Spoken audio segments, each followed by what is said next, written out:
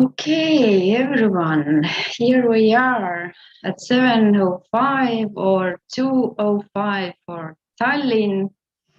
Ladies and gentlemen, Your Excellency, dear friends, welcome to Vemmo brand launch and seminar Looks Matter branding in your museum. I'm Piret Noorhani, the Chief Archivist of the Estonian Museum, Canada. Vemmo. And yes, you heard right. Not Museum of Estonians Abroad anymore, but Estonian Museum, Canada. But there I am not referring to the Estonian proverb, heal lapsel mitu nime, a good child has many names, though Vemmo has indeed undergone a significant change. From the beginning, the English name of Vemmo has caused controversy. The word väliseesti is such a specific Estonian word that it is impossible to translate to English without some loss of meaning. Of course, there are also those who don't like this Estonian word, but in the interest of history, it must be stated that väliseesti is not a Soviet time invention. Väliseesti Ühing already operated during the Republic of Estonia in the years 1928 until 1940 and was meant to draw together those Estonians who lived outside of the homeland. In 1933, it became the central body of all diaspora Estonian organizations, and it published the magazine Väliseesti Almanac. Nomen est omen was already known by the Romans. Or in other words, the name is a sign or the name speaks for itself. Names have also been considered very important by Estonians, as we have the saying, narri meest, aga mitte mehe nime, make a fool of the man, but not his name. The abbreviation Vemmu, derived from the Estonian name of our museum, has become like a living being. After all, we say, Vemmu is doing and Vemmu is going, Vemmu teeb ja Vemmu toob. Vemmu has already become so characteristic and familiar to those who work with our museum that it was not possible to replace it. Several surveys and lengthy discussions have shown that Vemmu is here to stay. But yes, officially in English, we are now Estonian Museum Canada, and Vemmu is our brand name. How did we come to this decision, and what other kinds of changes has Vemmu taken on? In today's seminar as well, we will hear about just that. Throughout 2021, in cooperation with partners from the Estonian design agency Velvet, Vemmu undertook this exciting renewal process of its brand. In today's seminar, we will present the results and experiences gained from our joint efforts, along with our future neighbors, the International Estonian Center, KESKUS. Welcome. In addition to introducing the new visual identity of Vemmu, we will discuss the topic more broadly so that other organizations may benefit from it. Perhaps we will inspire others to renew their brand's looks and to do a small facelift. But as we know, changes on the outside begin from within. In order for your true nature to be expressed outwardly, you need to understand who you are, what you are seeking, and where you want to get. Along with the excellent and inspiring Velvet team and our local talents, Vemmu has gone through this journey, and in this process, we have learned much about ourselves and the world around us. We hope that our renewed look will captivate Vemmu's old friends and help to win new ones. And of course, we need friends from near and far, as Vemmu's new building is waiting to be built. Our branding is only part of a longer process that awaits us in the coming years, that will hopefully lead us to our ultimate goal, Vemmu's new home. I would now like to introduce Toomas Lukk, Ambassador of the Republic of Estonia in Ottawa. I must say how our ambassador, and to friends just known as Toomas, has always been very interested and supportive of the activities of Vemmo since his early days in Canada. In 2018, when we celebrated the centennial of the Republic of Estonia and other Baltic countries, Thomas attended and gave a speech at Toronto's Nathan Phillips Square, where in September we organized a big Baltic concert. The Estonian Embassy has also contributed to and supported the activities of Estonian Music Week and the IT conference Latitude 44. Thomas has always noticed and acknowledged Vemmo's doings, and for that we are very, very grateful. Thomas, please.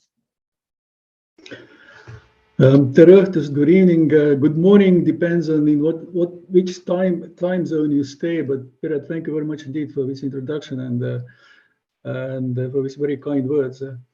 Let me say first of all that as an embassy, we really place great importance to relations with our diaspora, whether it's in Halifax, Ottawa, Toronto, or Vancouver, any other place.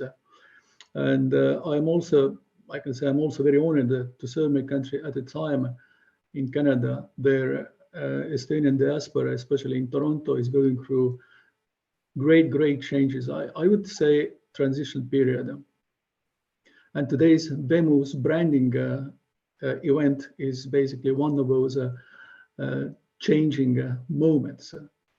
VEMU's importance cannot be undermined. And Piret and then colleagues who have run Vemmo so far, every time I go there, I'm very much impressed what you have done over these years and collecting all the memories. And I think Vemmo is embodiment of Estonian memory in Canada.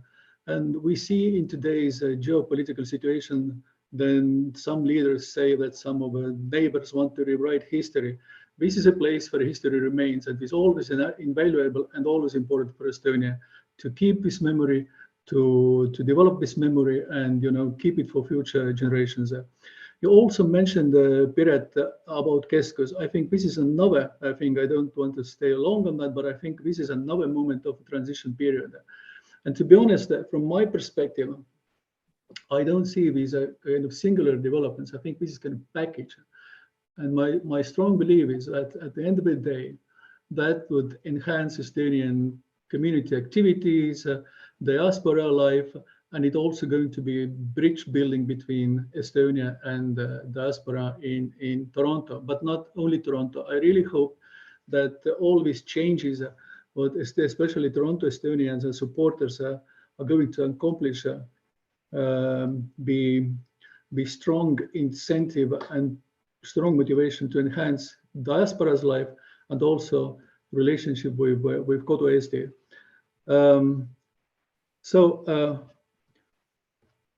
I very much hope that we see these things happen quite soon. And from my perspective as an ambassador to Canada, I'm always at your hands and always ready to extend the hand of embassy, but also to talk to Estonian institutions in order to develop this working relationship. Once again, I want to emphasize that working with diaspora as closely as we can, it's very important for us. And diaspora's events, diaspora's initiatives, what we have seen over a couple of years' time, are also very important to Estonia. This is really sort of cooperation which can only have a very good and positive benefits and for continuity of Estonian diaspora in Canada in general.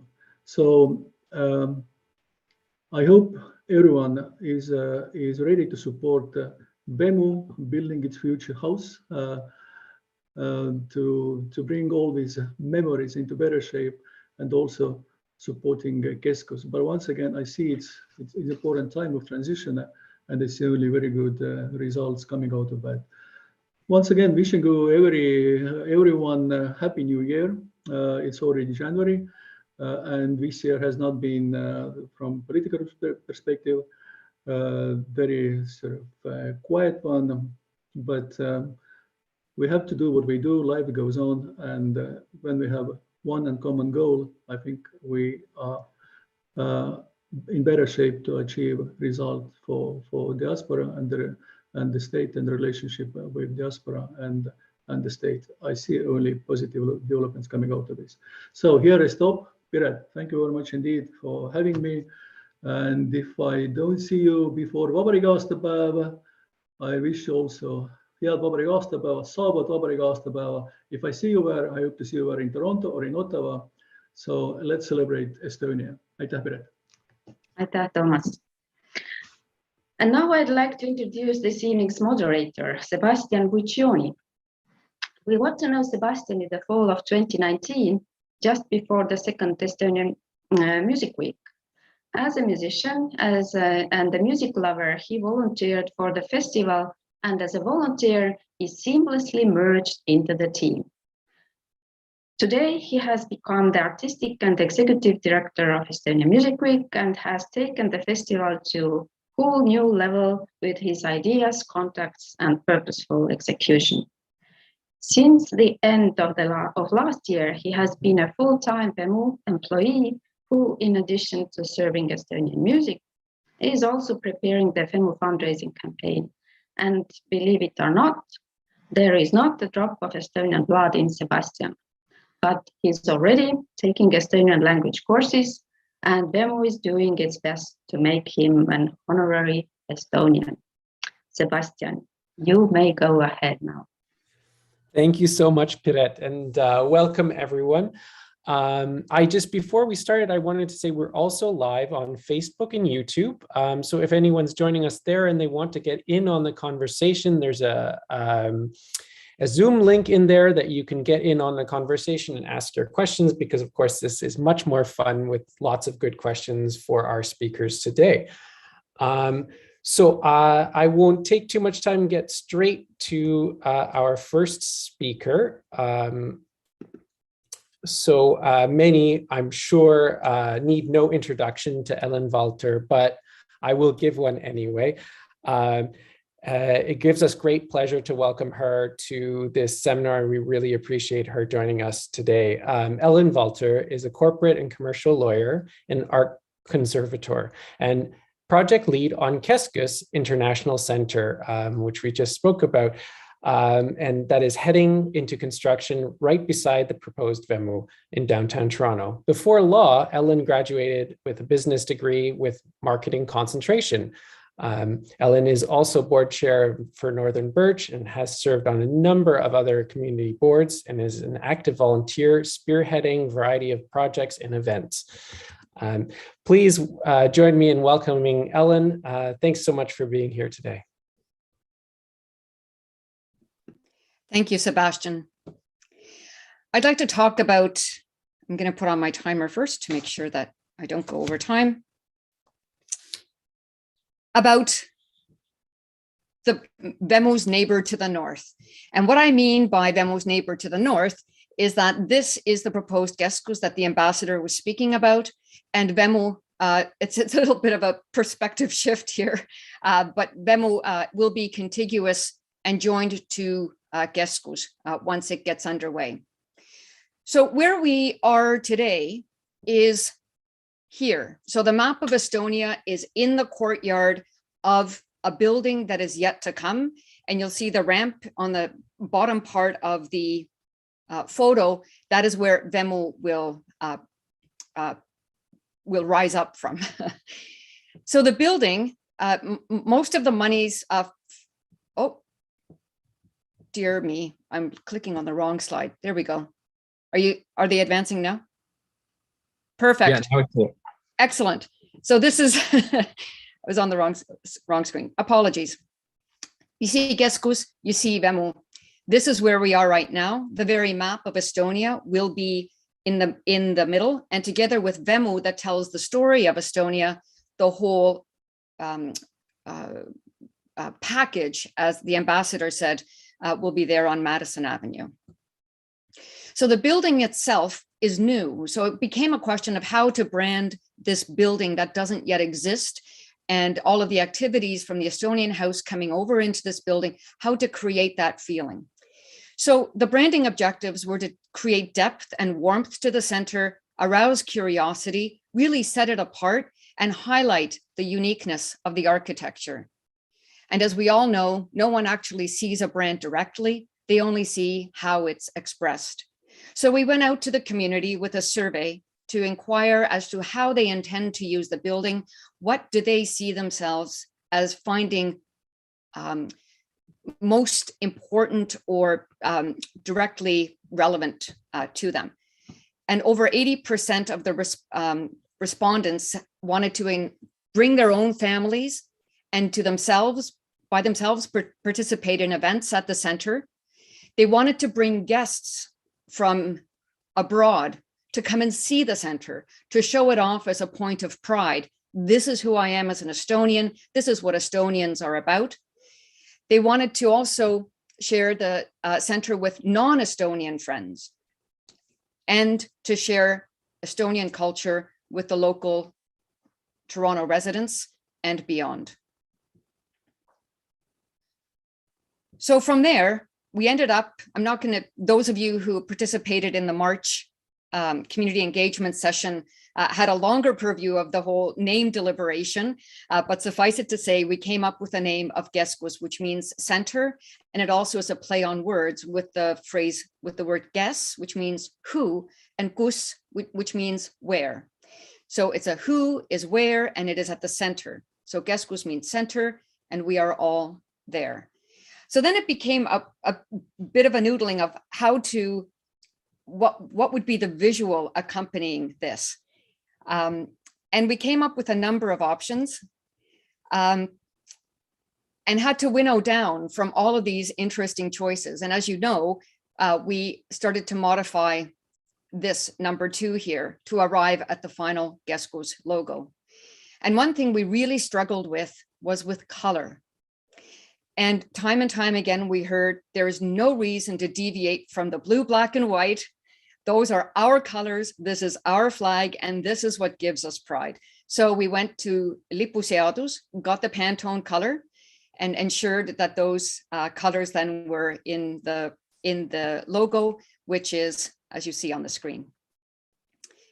Now, a logo is then developed into a number of different options. There's the grayscale, there's the 100% black, there's the knockout version, and so forth. And that can lead to a lot of confusion. So brand guidelines were developed about logo usage, the minimum size, the space around the logo, what the standard logo is, as well as moving it around to what not to do with the logo. So for example, don't change the colors, don't stretch it, and correct use. So those are all in the brand guidelines in the media kit for anyone who is speaking about KESKUS. And as this informs us, it is an organizational standard. So it really is not to be played around with very much. We have the horizontal logo, we have the horizontal word mark, and alternative versions that we work with.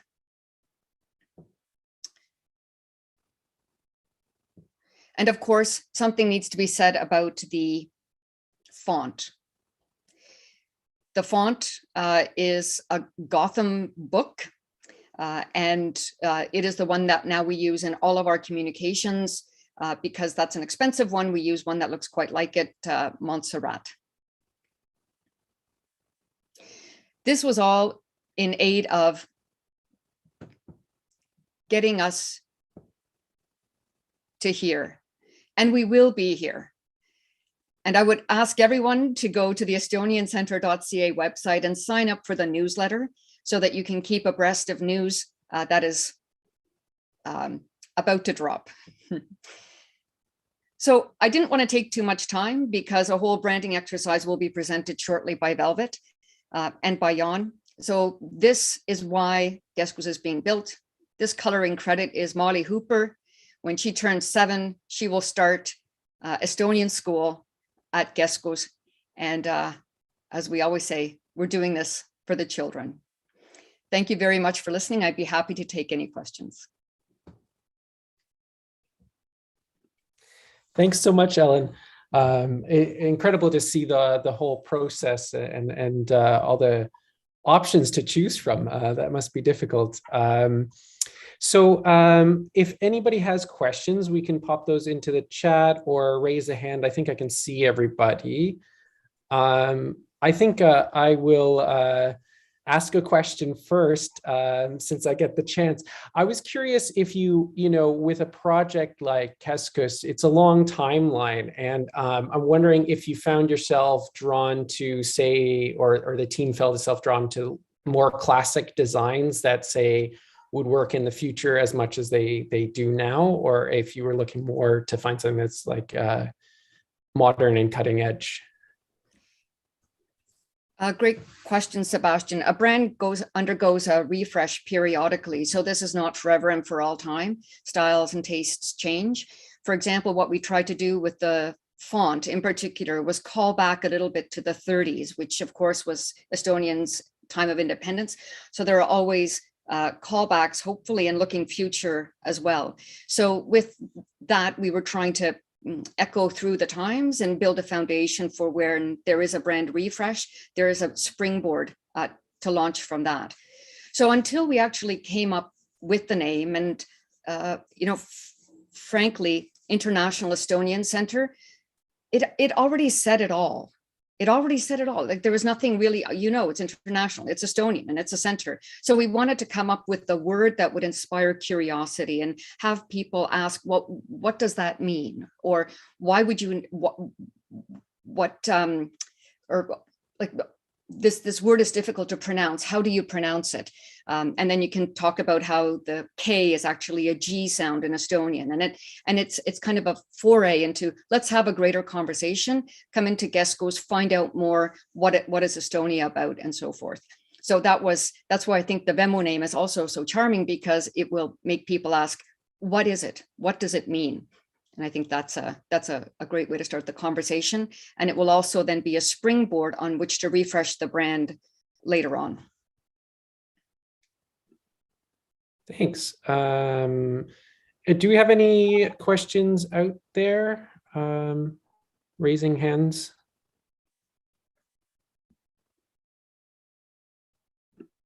I see Jaan has a question.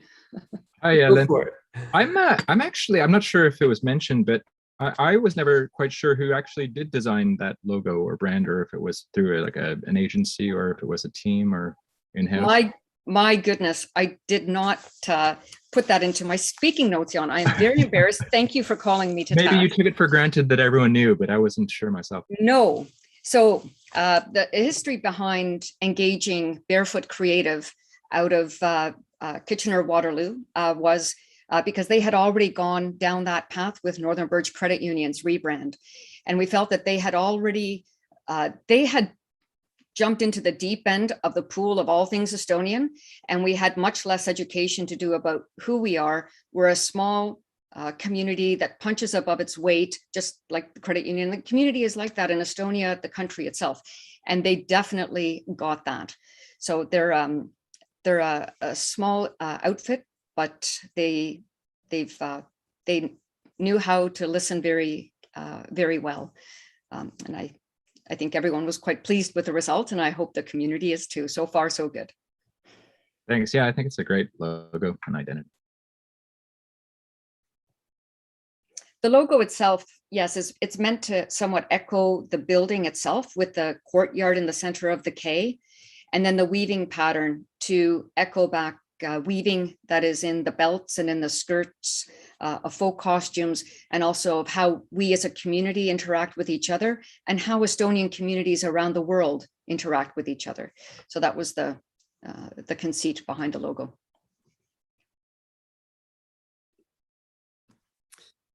And I'm just looking.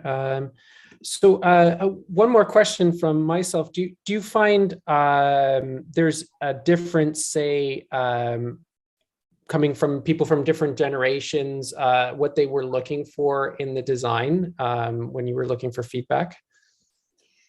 We put the question of the name to a broader audience, but we did not put the design to a broader audience. So the question of the name, and for those who want to listen to the March one on the KESKUS YouTube channel, it was a question between KESKUS and Koda. Those were the two choices. But when it comes to the design, it's actually quite difficult to put that out for voting or for opinions.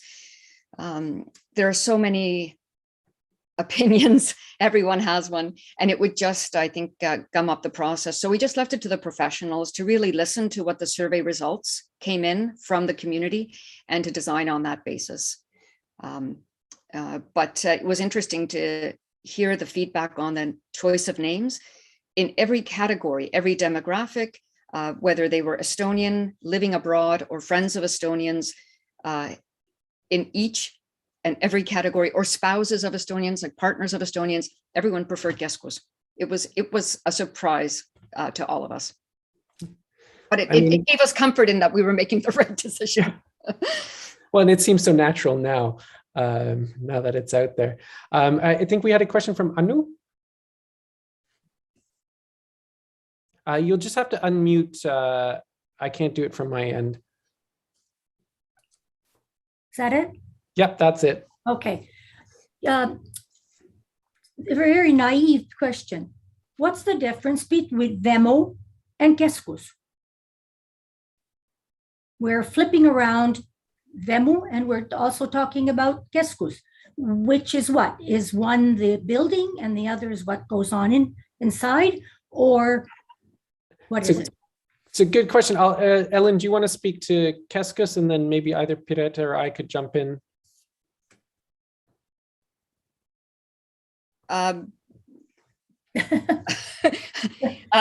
They are meant to be a package.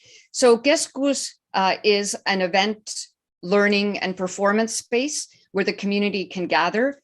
It is going ahead, and it has the funding basically in place to go ahead. So we are proceeding with that first and foremost. It will be difficult to find enough space in KESKUS to tell the Estonian story. It is important that we also focus on having KESKUS. Sweet, you're right, it is difficult.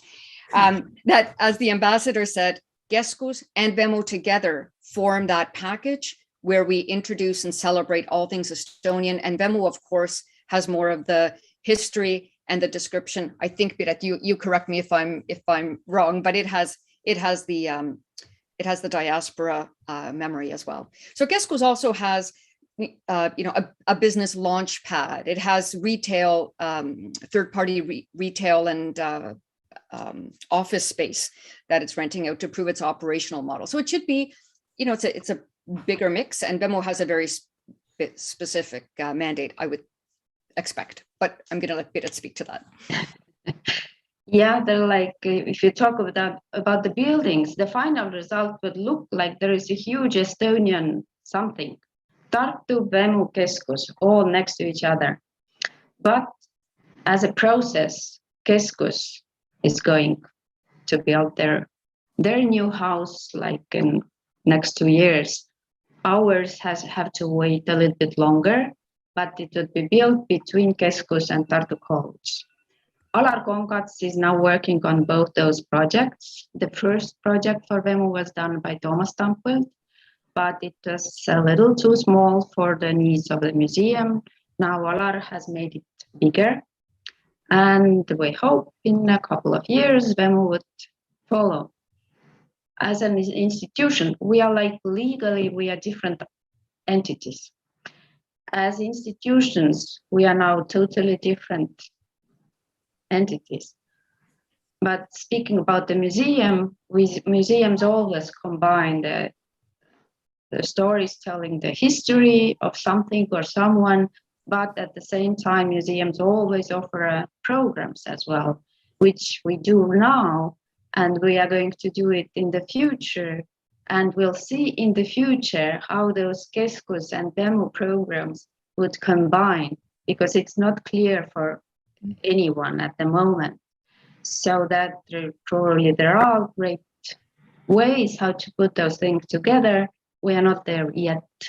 But as preparing for Vemmo, this fundraising campaign, we are also writing all kind of basic documents, like what's the mission of the museum, what are the values we are representing, and what are the activities. And museum is not a modern museum, it's never only about the history and collections, it's also always about the programming. And that's why I have been doing that here like this past 12 years, because that's the way how you explain to your audience why they would need this old stuff. Like regular people very often ask, why do you need that much of that old stuff?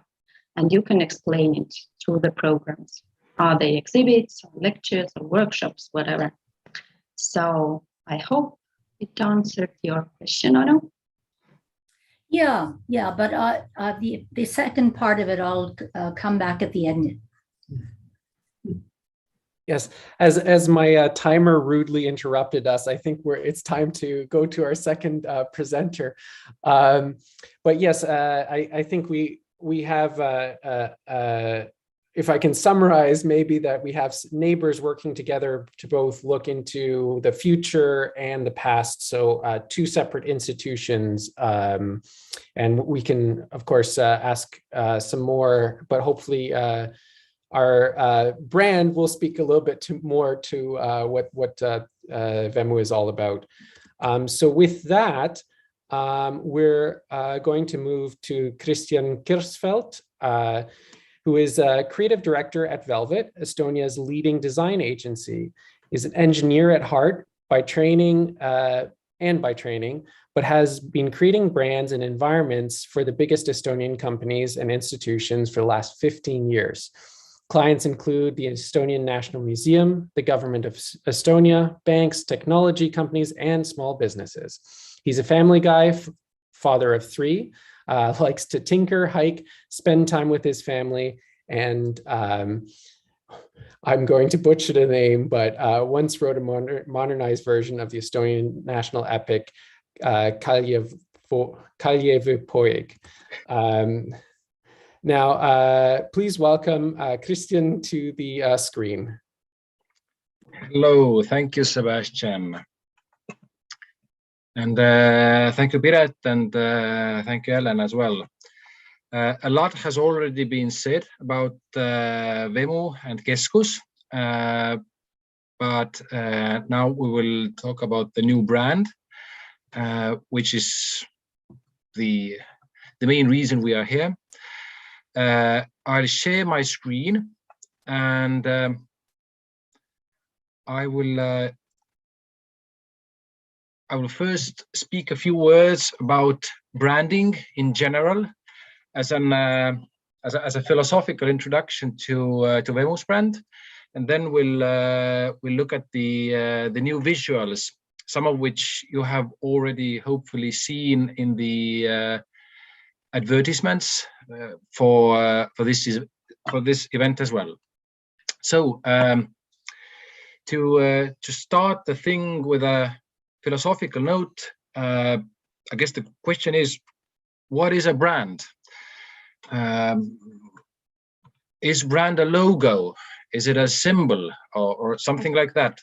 Well, the answer is yes. A logo is at least part of a brand, but I think it's too narrow. Brand is something a bit broader, something wider, and there are different definitions, different versions of how to describe a brand. But I have found that the most practical one for everyday use is a definition by the founders and the leaders of one of the biggest companies right now on planet Earth. And I think it's a good definition, because brand, actually, it is a bit of a reputation. It's what other people say about you when you're not in the room. So when I leave this meeting, what you think about me and what you say about me is my brand. So this 15 minutes or 30 minutes is all I get to create my brand. And as you can see, I don't have a logo here. So I guess I use other means to create a brand. And it's the same with institutions. It's the same with companies, museums, everybody else. So if we talk about brand like this, then I think brand moves closer to a person, because you can think of an organization as a person as well. So I think when we talk about Vemmo, we can think of a live person, or we can think of an organization, and we can think about them interchangeably. So when we move with branding into the field of people and persons, I think we can take a good example with the British Royals. I don't know if you've been following what's going on with them. I think they are in the middle of a very good branding process, which they've been running for hundreds of years. Right now, I think it's mostly about damage control, but still they are building a brand. And if you look at this image, which is the image of a queen, which is done as a graffiti by Banksy, and which is also a mixture with David Bowie's Ziggy's Stardust imagery, then you can see that we don't have any logos here. We have people, we have broader images, we have broader ideas which are mixing together, and yes, they are brands. Brands are also feelings. Christmas is a brand. Christmas has a very distinctive feeling, and although nobody owns Christmas, we all feel it and we all know it, and everybody is using it. So in a sense, Christmas is a brand which is owned by everybody and owned by no one. And we know that the brand of Christmas has been changing for years as well, because for example, the original Father Christmas in the late 19th, early 20th century was something completely different from the Coca-Cola Father Christmas that we have right now. So this is also something that has been changing throughout the years. Brand is also about colors and symbols and the national symbols. So Estonia has a brand. Estonia has colors. Blue, black, and white is something that we immediately recognize. Other countries have other colors. They don't have logos, but they have distinctive flags, and they have the distinctive national colors. So this is also something that can be used to create a brand and emphasize the brand message.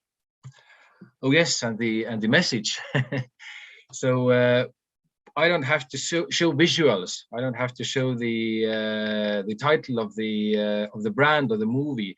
But we all know that when the story starts with the words "in a galaxy far, far away," we are talking about one of the greatest merchandising lines and the entertainment lines that we have right now. And that moves us closer to what I think is the biggest building block of any brand, and that's the brand story. So we can list a number of brand building blocks. It's the story, it's the feeling, it's the people, it's the colors, it's the logos, and so on and so on.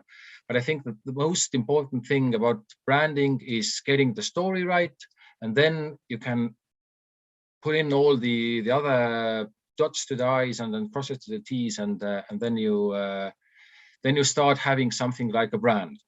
But still, it's only one thing to create the brand on a paper or on a web or on a computer.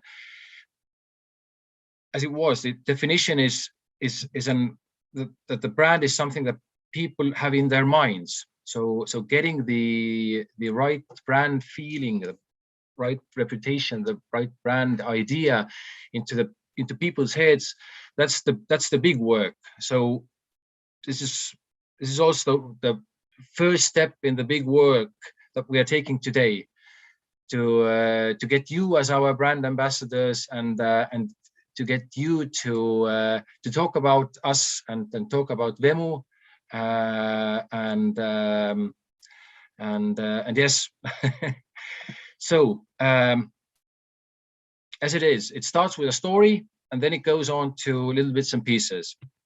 So what we did with Vemmo was it was a bit similar what Ellen told about KESKUS. We didn't have a survey, but we did a number of structured and non-structured workshops with the leading team of Vemmo. We had up to 15 people, so I think we had a good representation of different values and different ideas.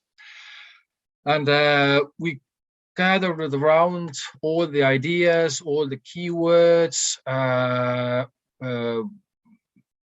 have virtual workshops, and we got a good understanding of what Vemmo is and what we want to express. Who are the people we are talking to, and what are our ambitions in a year, in 5 years, and in 10 years.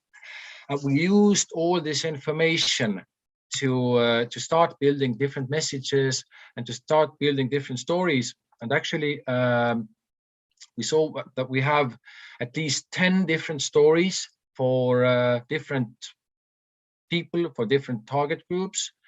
We have stories for active community members.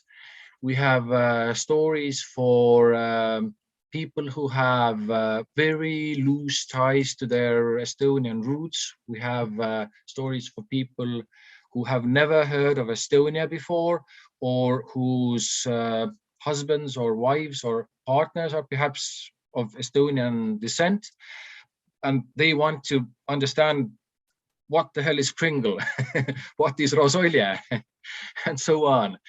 We have stories for people who are doing academic work on Estonian diaspora. We have stories for partners, for Canadians, and so on, so on. And we identified all these different stories. We wrote them out. We wrote shorter versions. We wrote longer versions. And these are the stories we are hoping that we can use in everyday work when we need to talk about Vemmo and all the about how to be Estonian and the Estonian history. But we did identify the main story as well. And we are saying that Vemmo is the heart of the Estonian diaspora. Of course, everything we do is conceptually and also physically connected with KESKUS. So a lot of our values are common values. We share a lot of these stories and a lot of ideas. And but we are a bit more about knowledge and memory and history, but also about the future, because the museums of today are not just retrospective museums, but they are also generating new ideas and looking forward. So so we are talking about our story talks about the memory, but we are also talking about the future and learning and about the future generations. So and once we had the conceptual framework laid down, and we could define what's our idea, what's our story, then we could move on to the other building blocks. As I said, all the logos and colors and so on, so on. And we did initially start with the logo, but we looked at the process with a bit broader perspective, and we tried to find what's the graphical tone of voice for our brand. And we saw that we want to take something from the past and mix it with a sort of feel for the future. And we looked at the typography of Estonian folk art and the national patterns of 17th and 18th and 19th century. And we saw that we can mix the typographic styles of Kreutzwaldi ennemuistsed jutud and some modern stuff, and we had a lot of versions which we played around, but we finally arrived at a very clean, very stylish version of typography, which has a hint of history. The E and the U, they have a inkling of historic way of writing things, but and we have other hints in the brand which also talk about our roots, but we still want to have a very modern feeling for the brand. So we have different versions for Estonian, for in Canadian, and in French as well. And this is also a very good image which shows what's the territory we are talking about. So the middle building here is KESKUS, and Vemmo is right here on the right, and the bigger building here is Tartu College. This is view from Madison Avenue. So we are one big happy family here, and yeah, this is the physical playground. So colors, yeah, we wanted to have the color palettes of Estonia and Canada in Vemmo's color palette, but we tweak the colors so they are brighter, more saturated.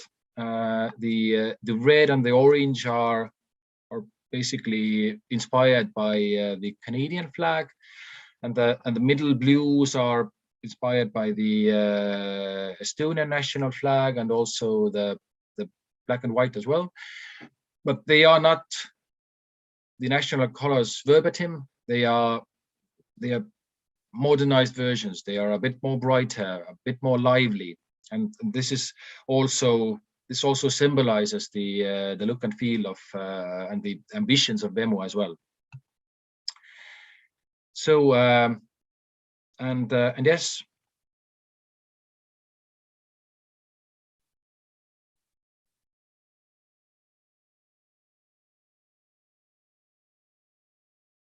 we have also two symbols.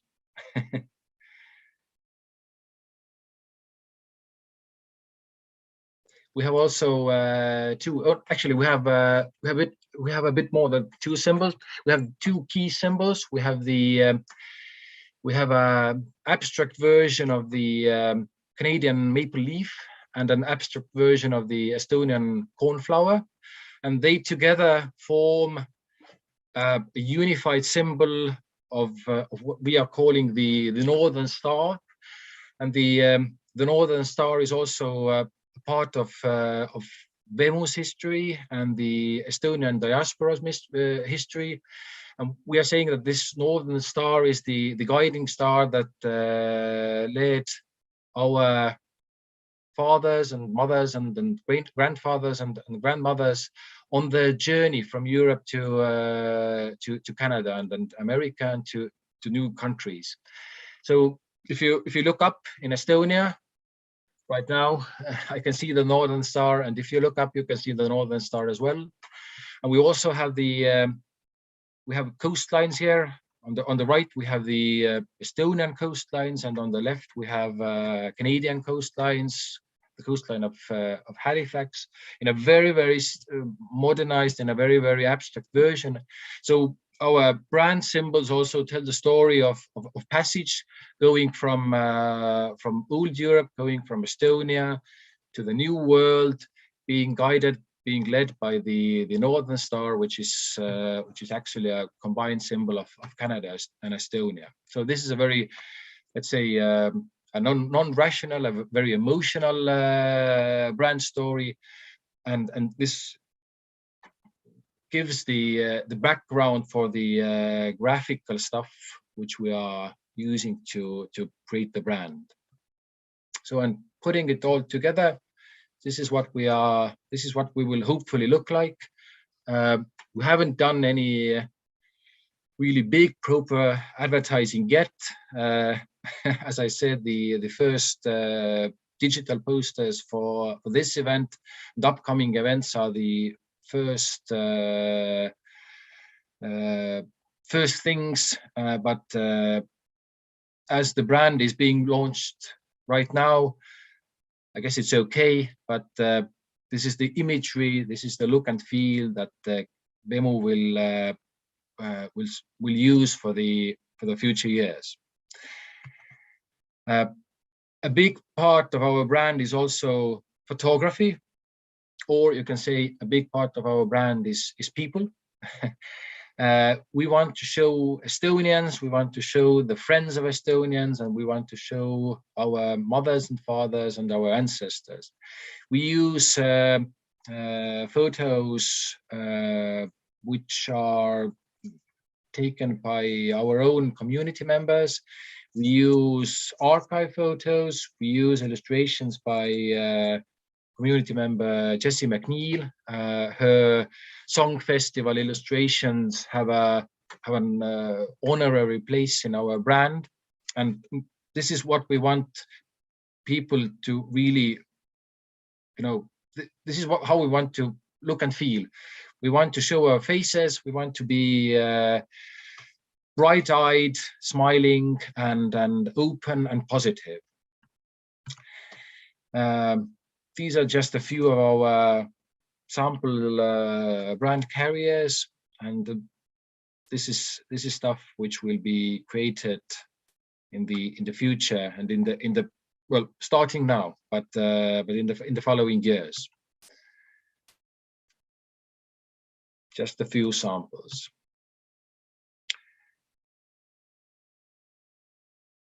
And the black and blue and white and the coastlines and the northern star and the colors, they are all here. They are really a big part of Vemmo. So so this is how our brand will look, and this is the brand we'll be using, and this is also the brand which will be a big part of the future building. This is a sample of just the white box inside the in the new building. There is no exhibition here yet. This is just a visualization by Alar Kongats, and now the really big work starts, because the brand is just an instrument, just a tool to get our message through. But the biggest work is to create the museum, to create the exhibition, and to really give life to the building. So the big work starts now, and although KESKUS is already a few steps ahead of us, we are hoping that in 5 to 6 years we'll get our building ready and open as well, and the Vemmo brand will serve us faithfully up until to the opening and onwards as well. And the brand and the style and the stories, they will be inside the building as well. So we know a lot about what we are going to talk about inside the museum and how we are going to look. But this is just the first step. So so the big work is still up ahead. So this is all from my side. Any questions? Any comments? I want to know when I can get that tote bag. That looks very cool. Yeah, you'll have to ask Piret, hopefully really soon. I'm just scanning through the chat here, and I'll look for hands as well. I had one question to start off with. do you find a brand naturally develops, or is it something that needs to be kind of a deliberate process? I think it's a mixture of two. I've never, let's say, created or sold a brand which doesn't have its roots in the community, in the client's mind, or in the target group's mind. So we started our process as well with a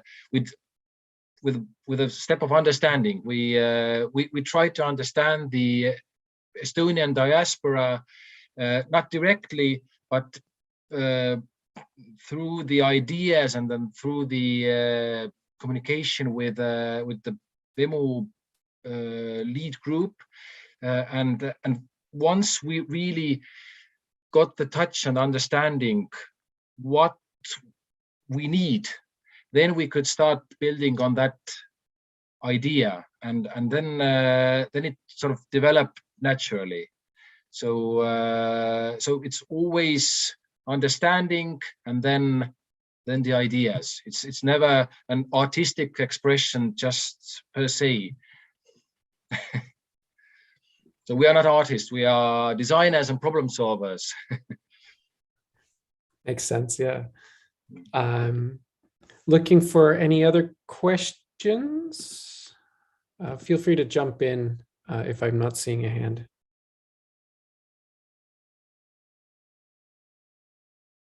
I will ask one more for myself. Do you find there's a different approach or attitude towards brand, say here in Canada, now having worked with a somewhat Canadian client, as opposed to your clients in Estonia, or is it much the same? I think the approach to branding process and understanding what brands are, I think it's universal. I don't think there's big difference, but there is a bit of a difference how, let's say, home Estonians and Estonians abroad, how they perceive Estonianness, how they perceive, let's say, the national symbols and the national colors. I think in Canada, in the diaspora, people have perhaps need for stronger national symbols, and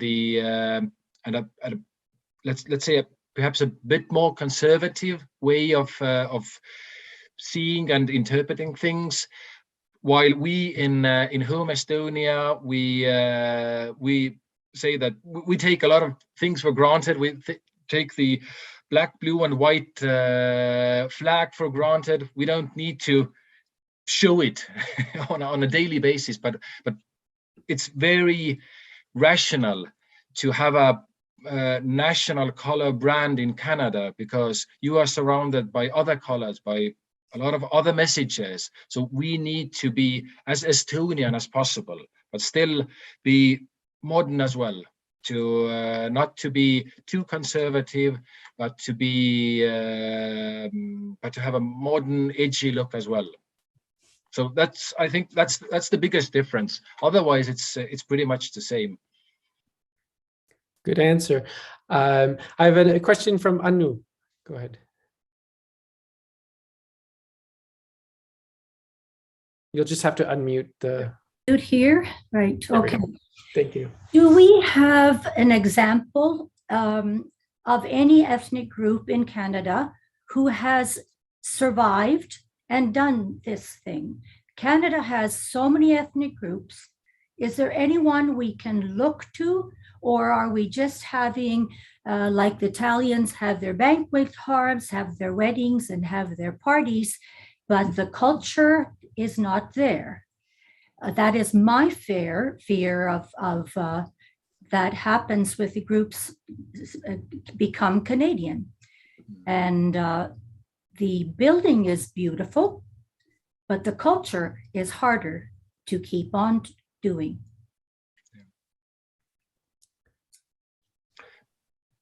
Piret, maybe you can help me out here a little bit, because I don't have the Canadian perspective as good as you might have.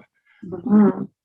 Yeah, that's the existential question, how long we will have Estonians around. who need the center, KESKUS or museum or whatever places we will have.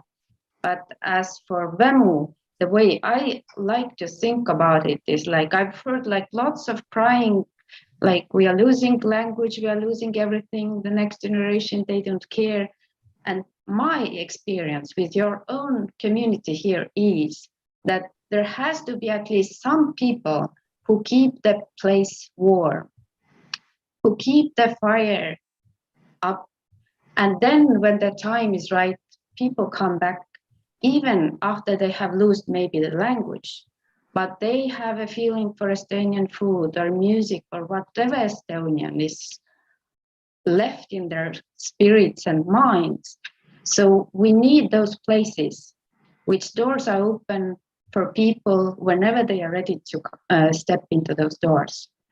And I think for a museum with all those stories and looks into history and future, as Kristian explained very nicely here, we have the ability to explain who the Estonians are in Estonia, in the world, in Canada.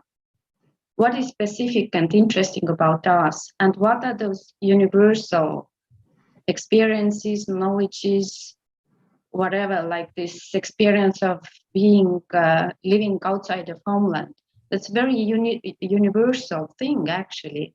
So we have lots to share with other groups as well. So if we build the Vemmo, we don't build it just for a Estonian community, which probably gets smaller and smaller all the time. We are building it for the whole community here and for the guests of Toronto and Canada, so that when the community changes, we may need to change the approaches and strategies, but we can still do what we are doing. Do you promise to stay here forever? Nobody's forever. But as much as I can do, I try to do. Careful, we're live on Facebook and YouTube, Piret, so everyone's going to hear. Can I jump in for a second? Yes, absolutely. I try to make a point, and I want to emphasize it again. For Estonian embassy, representing Estonian state here in Canada, it's very important to work closely with diaspora. That's kind of point we never give up. So listening to what Kristian said and Ellen and Piret, I'm truly excited about the Vemmo, about KESKUS, and about Estonian community as a whole. And Piret, you spoke about programming. Please do not forget that we are here for you as well. Well, we go also through transition. We have brand new embassy in Ottawa. In fact, oldest house, one of the oldest houses in Ottawa. And we will get some more diplomats, and we'll be more in a better position to support you in programming anything KESKUS and in cooperation with Vemmo deem necessary to do to promote Estonia and to be part of, which is also for me it's very important, and I think for everyone, be part of a Toronto community. KESKUS, it's Estonian, but it's open for everyone. So. And I promise you, Piret, in time you need us, we'll be there to program all the necessary programming in order to achieve these results. So once again, I'm very, very excited. So I also think these drawings what Kristian showed, it's so Estonian, wood and light, and it's just fantastic combination. Once again, all in all, Estonian corner in Toronto would be beautiful. Compact sort of Estonian corner in Toronto. So I hope it's going to take place pretty soon, and we extend your Piret hand anytime, and to KESKUS as well. Thank you. Could we have the embassy come to Toronto? Well, it's not possible because capital is in Ottawa. We usually stay in the capital. So, but that's a good suggestion. So. Thank you. It's very exciting, all the collaboration, and especially, I think in other communities where I've seen it successful, that collaboration between the home country and continuing with the evolution is so important. So I think lots of exciting opportunities in the future. I think we could squeeze in one more question if there was one. Hi, it's a T. Promet. I have a comment and maybe a bit of a question. First of all, my compliments to Velvet and Kristian. Double it's a wonderful job. You've been very well thought out, and I think we should all be very impressed by what your thoughts and all that. Now, this is an interest, more of a comment. I guess my career here as an Estonian and my activities, I have quite a few contacts, or I've had lots of dealings of other ethnic groups, whether it be through sports, like the Ukrainians, whatever, and we have a strong feel. And when we sometimes start talking, where I've talked about what the Estonian community is now doing in Toronto, there's a certain amount of jealousy suddenly that how can Estonians, as such a small country, a small community, are coming up with some things that really have something really to show.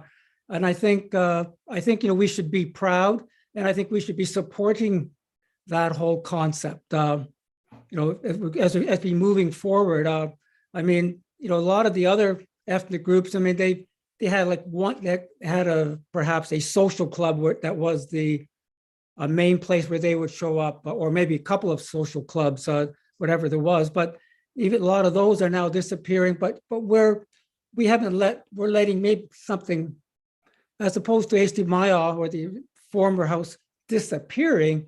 I would hope that Vemmo will probably make that a really wonderful history, project as well. Because the memories of what happened there should be maintained. So I think that's another project for Vemmo already, I guess. Or they probably already thinking about it and all that. And a last question, perhaps a little quick one to Kristian, if I may. About talking about branding. One thing, like a lot of us, like myself, born in Canada, but going back to Estonia and meeting now relatives, we always talk about there is a definite difference in personality. We have been influenced by the multicultural, the North American, whatever, and we talk about the personalities of how Estonians are, and whether you feel comfortable or not. Does that come into your branding, or how would you take that into account? Because how somebody in Estonia might, or other people will they see that differently? Anyway, I'd be interested to hear your comments. And once again, congratulations, both to Vemmo and to yourselves on I think was a wonderful job. Okay, thank you. Thank you about your comments, and thanks for the question. I think the process up until now has been taken almost a year, and we haven't been in Canada, but we've met a lot of Canadian Estonians, and we've made a lot of friends. And I think the Canadian Estonians, or the Estonians in Canada, they are probably the most positive and open Estonians that we have ever met. So we are hoping to convey that feeling into the branding as well. So yes, a lot of home Estonians are a bit gloomy, and even some of the brands are gloomy. But we are hoping to inject the positivity into the brand as well. As you saw in the imagery, in the graphics, we are playing on the positive notes. We are playing on the positive emotions. Yes, of course, there's always a bit of melancholy because of our history and the history which is also a big part of Vemmu's story. But we are still sort of trying to play on the positive notes. So I think yes, we are trying to put it into the brand, and we have done it, and a lot of the work is still up ahead, and I think it should be there. So it is a positive brand, and it is a lively brand, and it has this energy in it. I don't know if this answered your question. Hopefully. And may I make a very short comment here? We really hope Velvet team to have them here in this year in April, so that they can see and feel and really be the place. You know, they have been working really about a year now, but as we probably decision is made that we are moving ahead, working for the future permanent exhibit together with Velvet, and that's why we want them here really, to meet the real community and see the places and see Tartu College, and they are very welcome to come here. And then we'll also get to see how much different everybody looks in real life after months and months of Zoom.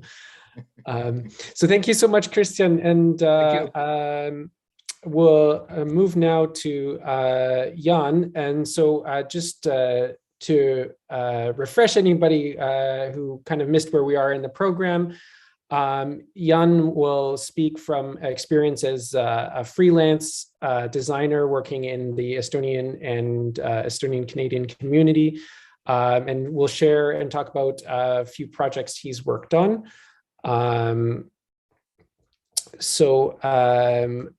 Please join me in welcoming Jaan to our screen, and take it away.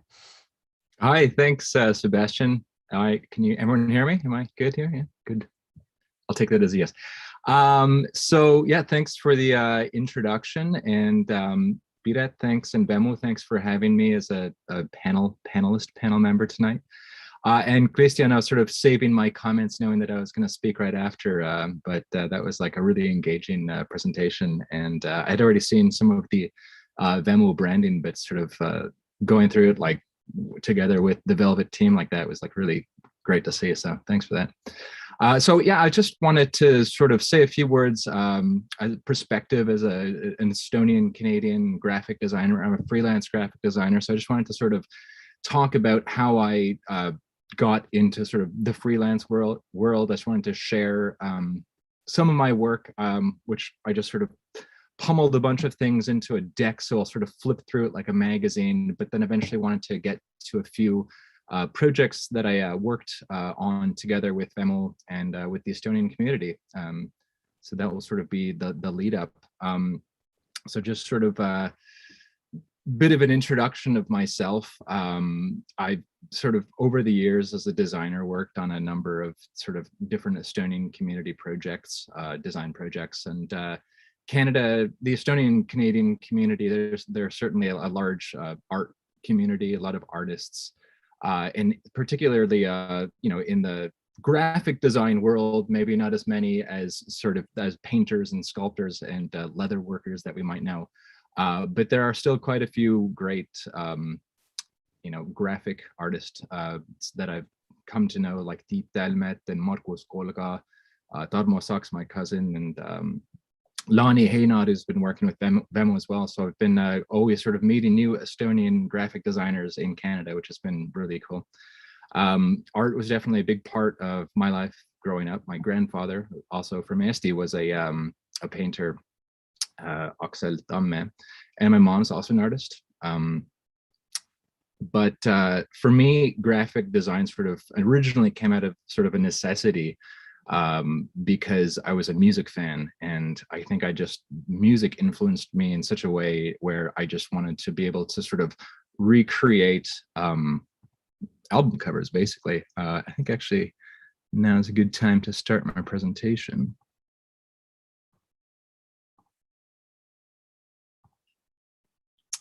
So these are sort of like, as a kid growing up in the 90s, this is sort of a splash of some of the album covers that may have been sort of on cassette or CD in my room. And these were the elements of design that sort of early on spoke to me, that sort of connection of typography and photography and color. And early on as a teenager, sort of even beyond the music, I started looking into, who are the people that were designing these album covers. So learning names like Peter Seville and Designers Republic and these sort of companies and designers that were behind some of the artwork is originally what got me into graphic design. I sort of played in a number of bands as a teenager, so it was like very helpful to be able to sort of create one's own gig posters and CD art, flyers for shows and stuff like that. So again, this was sort of always the sort of starting point for me. I went to Ryerson University and I was at School of Image Arts there, and eventually sort of graduated and worked in a few design studios. And 2008, though, was sort of the last, I guess, full-time job I had at a small boutique agency in Toronto.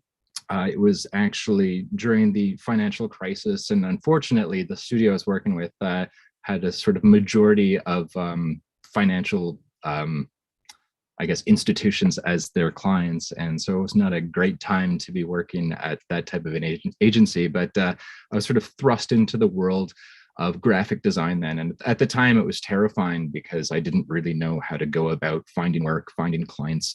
The Estonian community was there and I was able to sort of take on projects. I would work together, with friends who were maybe developing, a business and needed a business card design or something like that. So small projects like that, I would sort of start to work on, and that sort of, those connections and that networking, I guess, sort of expanded pretty quickly. And I would start working with a photographer who needed a designer. Then I would meet a copywriter who needed a designer. Then I sort of, as a freelancer, that network really expands quite quickly. And so probably for the first few years, I was still sort of busily handing out resumes and still trying to look for another full-time job. But, after time, I sort of settled into that life of being a freelancer. And I think I also made early on the distinction of not wanting to necessarily start an agency or start my own design company because I guess I'm not really interested in sort of managing a team or working with other people. I was more interested in working alongside other people and sort of joining different agencies. So I just threw this together as sort of just to give you sort of a wide sort of spread of different clients that I've worked with. And most of these clients are through other marketing companies and agencies, and there's some direct client work that happens as well. But I'll just flip through really quickly some work before I get to some of the Estonian Music Week stuff I wanted to share. So, album cover artwork is something that sort of I loved early on, and those are things that I continue working on today as a designer. And, whether it's event posters, gig posters, these are things that probably get me the most excited. So just to be able to sort of combine those elements of typography and illustration, sort of putting all those things together are always fun. And sometimes what's really nice about creating sort of event posters is that it can just sort of be eye candy, and sometimes that is okay. And so it's always great to have a brand story and really thought behind things, but sometimes for sort of a one-off purpose, it's nice to be able to just do something that's just, maybe a day or two of work. So events has always been a thing I enjoy putting sort of brand identity together for.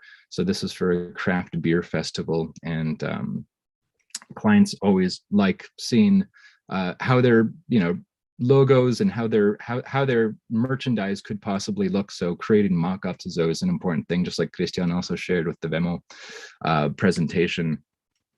This was an echo project where sort of combining elements of Denmark and Toronto into this mural for an in-store event. Toronto Eaton Centre, once they were going through a massive renovation, and I got to decorate some of the hoarding walls. A lot of out-of-home advertising in my life. So I think I put too much stuff. This is a beer company in Toronto I started working with, and created this sort of brand identity for them as well. And even cannabis is now legal in Canada, and this is a cannabis line of products called Munchie Brothers, which is legally available.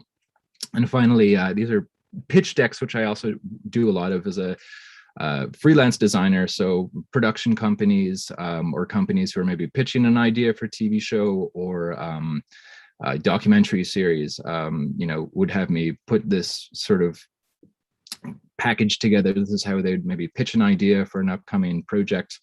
And so you kind of have to create this look of something before it's even made, and it kind of just helps sell their idea. So I'm helping sell ideas as well, for sure.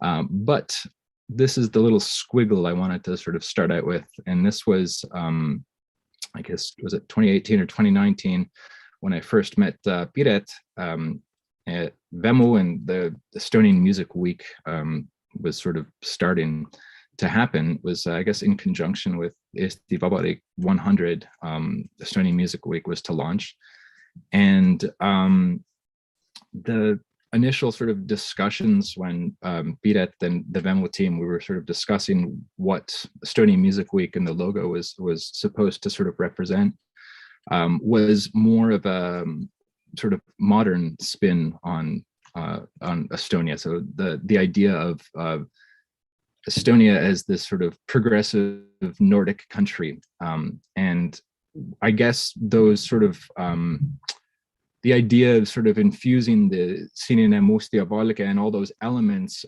was, I mean, Piret herself purposely wanted to sort of avoid, and I suppose some of those historical elements of the Estonian culture would come through more so in the programming than in the actual visual identity. So the idea of adding color to it, we still sort of had blue, but it was sort of, I mean, I don't want to say like disruptive, but the idea to add like a pink or sort of a really bold color was sort of an idea that Piret originally sort of came up with, which I thought was fun. And the idea of having a more sort of modern typeface for Estonian Music Week, this sort of thing slowly started to evolve. And as I was looking through some of these old files, Piret, I actually found some of the older concepts that we had sort of started this logo with. And so this was sort of an early stage brand identity sheet that we started with, which was sort of taking into account how sort of all this colors and typography could play with one another. But there were sort of a few other versions which were originally sort of looked at and discussed. And this is sort of a different sort of squiggle that we took into account. And just like the previous sort of squiggler, the one that now exists, the idea was for it to be sort of like a stylized sound wave. And this is sort of a combination of a sound wave and a sound bar, which of course make up the letters EMW. So this identity obviously didn't move forward with for Estonian Music Week, but there was an element that that we really liked, which was the sort of sound wave that happens in the back of these sort of like quick poster mock-ups. So that was an element that we sort of stole from this. And here was another sort of, I guess, a bit more of a traditional idea. This was taking the Estonian national flower, the rukilill, and stylizing it into a logo. And in fact, the sort of three corners of the flower are in fact representative of an EMW for the Estonian Music Week logo. So this was actually, I thought, a pretty fun logo, but maybe it was sort of a little bit too old-fashioned for this, or I don't know, didn't quite cut through.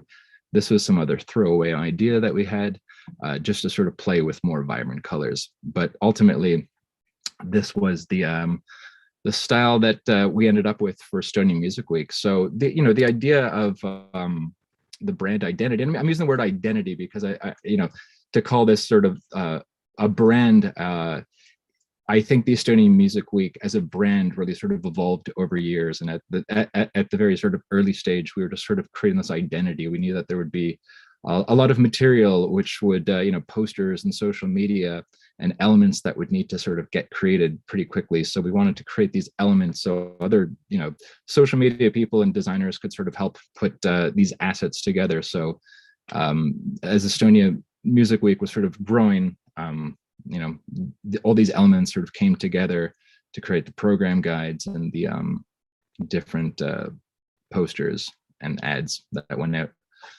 So the idea again was to sort of have this combination of Nordic sort of modern looking design, and again through programming stuff that would sort of bring more of the Estonian heritage and culture sort of into the view.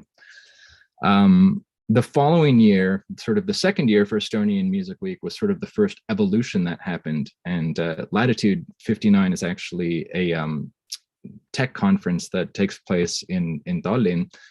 And I think it's one of the bigger European tech conferences that happens. So Estonian Music Week was sort of partnering, Piret can correct me if I'm wrong here, but was sort of to partner with Latitude 59 and essentially create a Toronto or Canadian sort of counterpoint, which was to be named Latitude 44. And at the same time, Estonian Music Week was to sort of simultaneously happen with Latitude 44. So the idea was to take this existing identity for Latitude 59 and to sort of have it live together with Estonian Music Week. So we took the colors, the two blue shades from the Estonian Music Week palette and sort of lent those to the Latitude 44 look and feel. And the idea again was to be able to have these two identities live side by side and be sort of complementary to one another rather than be a total distraction. So hopefully that came together nicely. And then this previous year, I guess there was an off COVID year with some online programming, but Estonian Music Week came back this past year, and I guess the baton was sort of passed on to Lani Heinad, who sort of took over and sort of evolved the Estonian Music Week visual identity even further. So sort of sticking with some of those blue elements and some of the key typography, but sort of taking it into a whole new level for a new year. And again, I think for a music festival, I think it's really appropriate to sort of evolve this sort of look. At the beginning, Ellen was talking about brand refresh, and that is important for the sort of this, especially this type of a festival, to sort of have this sort of new life as it sort of moves forward. I don't know how we're doing for time. I might be a little bit over here, but I just wanted to also share another Estonian identity I recently worked on. And this was with a team of Estonians from Helsinki and Eesti and Canada for Esto 2019. So this is sort of a the global Estonians around the world, which every 4 years host, and I don't think it's happening anymore, but for a long time, Esto is a sort of world festival that would take place. And so the last one did take place in Helsinki, Tartu, and Tallinn. And the idea was to, again, sort of create more of a progressive sort of Nordic looking logo for the Esto event in 2019. And this was sort of what we came up with. The idea originally was to kind of create almost like a very modernized Viking shield or something with the Esto font. These were some of the early ideas that were sort of put together. The idea was to use a multitude of colors that would be sort of vibrant and expressive and just sort of positive and fun, mixed with some classic sort of Estonian imagery. So these were the sort of the early concepts which were sort of put together for the Esto visual identity in 2019. And the idea of, would someone want to wear this as a t-shirt? And the sort of the committee or the team that was sort of going over this liked that idea. And so we sort of created a lot of mock-ups for merchandising because that would be a way for Esto to sort of make money for a lot of the activities which were taking place in Helsinki and Eesti. So, these types of mock-ups, as a designer, you're often sort of trying to sort of make something look as realistic as possible to sort of show what the end product could look like with your logo. And it was very cool because at the same year of Esto 2019 was the Laulupidu. And so these were eventually made into tote bags and t-shirts. And it was interesting watching, people walk around during Laulupidu wearing your t-shirt and stuff like that. So that was fun to see. just wanted to share one other project which also took place during Esto. And I think it's maybe a good place to sort of end. Canada Day took place during Esto in Tallinn, and a group of Canadian Estonians thought it'd be fun to have a big Canada Day celebration. So in Telliskivi, at a bar, there was like a big gathering on Canada Day. And I guess as a nerdy designer, it seemed like a fun idea to sort of promote this probably more heavily than we needed to. But the idea was to sort of create this sort of retro Canadian look to promote Canada Day. And it's weird because as a, I call myself an Estonian Canadian, maybe in Eesti I'm a Canadian Estonian. And it was this like weird sense of pride when a group of Estonians living in Canada wanted to sort of throw this big Canada Day celebration in Eesti, and there's something somehow seemed something like wrong about it, but it was sort of fun and goofy, and maybe something sort of full circle about it. So that's sort of the end of my presentation. It was a bit of a ramble, but I just wanted to share some work that I've done, and I'm definitely really excited and proud to be an Estonian, and whenever I can sort of infuse my Estonianness into design, that's probably what gets me the most excited. So, thanks. Thank you, Jaan. I have to say, I keep coming across people who love that Estonian Music Week design. You know, they're like telling me how cool the whole event is. You know, with that logo and that it's very and also I think it's great, you know, how it can evolve. You know, it's like when the core idea is so strong, otherwise, you know, it wouldn't hold through something like that. So I will look for questions. I guess myself, I wanted to ask if you find you prefer working from scratch, or like what the difference maybe in your approach is when you're working on a project where the brand is, say, more well-defined, so like some of the clients you're working with, or as opposed to, say, something that's a brand new product and you're designing everything from the brand identity and the logo. Yeah, well, as a freelance designer, it's a lot of fun because you do sort of get to jump around a lot, and sometimes it's with larger established design agency who, you know, maybe you're working with a big client like Nike or Tabasco or something, and you know you're going to be working on a project and a huge brand book gets passed over to you, and that's actually really exciting because you get to go through these like big companies' brand books and sort of see how all their sort of terms and visual definitions happen. So there's something really nice about working with a sort of set of rules, and you're kind of creating something new from these established rules.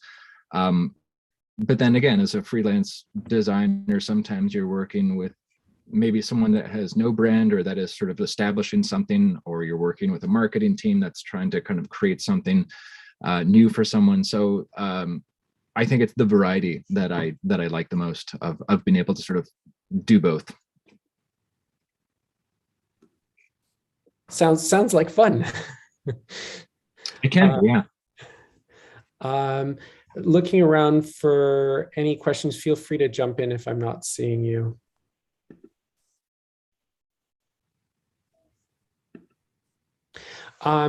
Do you have any advice for, you know, smaller organizations? You know, we've talked kind of about the bigger organizations, but say smaller organizations considering maybe hiring somebody like yourself, or maybe kind of trying to do some of this brand exercise on their own. Is there any advice you would give to them?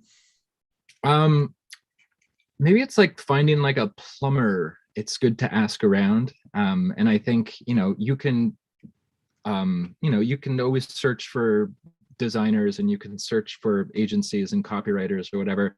But I think word of mouth is important. It's important for me It's mainly how I get work, but I think there is some level of trust, and I think if you're looking for someone to work with, I think it's important to sort of hear from someone or have someone, you know, put in a good word for whatever it is that you're going to be doing, because it sort of takes that first level of sort of anxiety, at least, sort of out of the way a little bit. So hire a designer like you'd hire a plumber. A good plumber. Solid. Before we move on, were there any more questions? I know we're a little behind on time, but.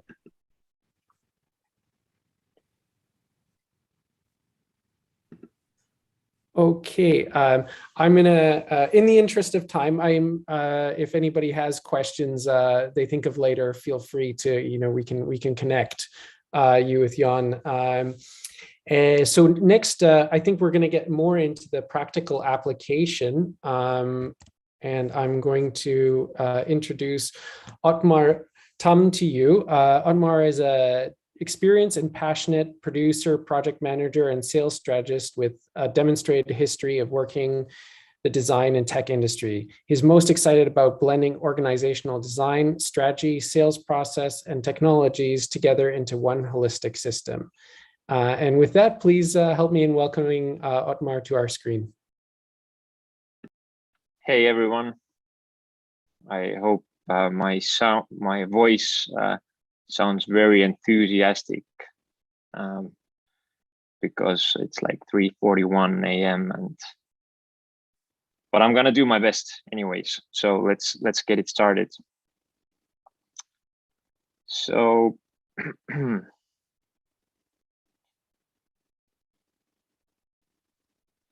I hope you can see the slides.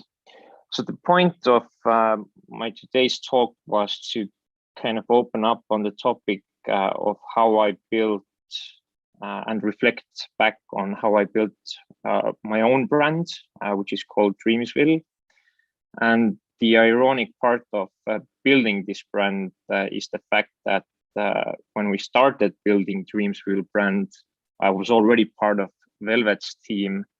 So I basically got to run the project from Velvet side and also be on the side of a client. So that was a kind of a fuzzy feeling or pretty interesting fact.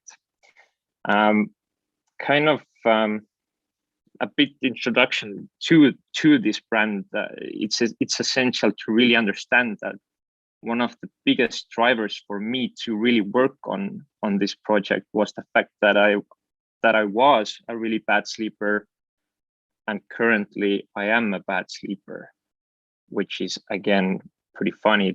It's 3:41 a.m. and I'm not getting any better, it seems. So I would really like to open up or kind of like give you the disclaimer that this is really my own personal experience. Like there can be some, maybe you can relate to these things, maybe not, but I hope that everything I'm going to share with you, some in one way or another, it sticks with you as well. So just thinking back, let's say 2.5 years ago, and whoever in this group thinks of establishing a new brand, a new company, a new service, a new product, I would say that, or actually I would quote Dr. Seuss, who said that if you don't care about your thing, about your problem, about your solution, it's not gonna get any better. So I definitely urge you to care about whatever you are doing and building. And that brings me to the core point of building, in this case, my very own first brand, which is a mindset or my self-talk. And when we started off, I have to say that there were two folks besides me who we co-founded Dreamsville with. And we initially understood, like from the beginning, that we have to be the ambassadors of whatever we are building. We have to be the initiators. We have to be the messengers. We have to be the organizers. We have to lead this project from the beginning. We have to take the responsibility. And only then we can move forward with let's say, practical steps to really kind of get the grasp or get into the core points of understanding what are we actually doing here. And although the humble beginnings really were humble, we really reached to the point where we could describe the world we are about to change. So if you remember, I was a really bad sleeper at the time, and I still consider myself a bad sleeper. My hypothesis was that people usually maybe don't sleep well enough, and that may cause some problems with functioning while they're being awake. So our suggestion was that what if we help people becoming better at being awake? Pretty common sense, I think. Secondly, we presume that there is no universally correct way to sleep. And what I like to think is that, or there's a saying, obviously, that you should sleep like a baby. Well, I would argue with that. I would rather say that don't sleep like a baby, sleep like an adult.